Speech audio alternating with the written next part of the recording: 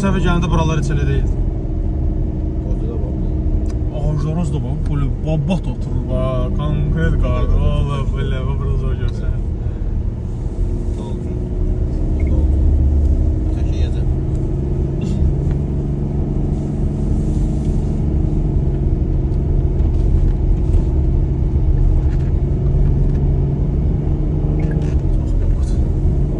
Onu göstərəsin.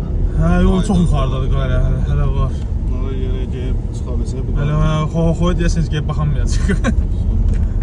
Əməlli başda yarırır ha, həm də. Lopa. Qəş, əsr qar. Bunu mu istəyirdiniz? Hə, bunu mu istəyirdiniz? Əsr qar, deyə atlas.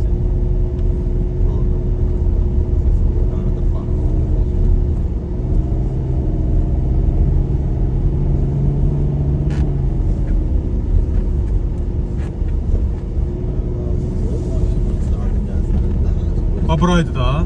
Buraydı. Rauf gelib də onda. Çolluqlarda yoxdursa. Qar var ya, ona görə buz deyil də, tam buz deyil. Qar var deyə qalxır. Qaşım.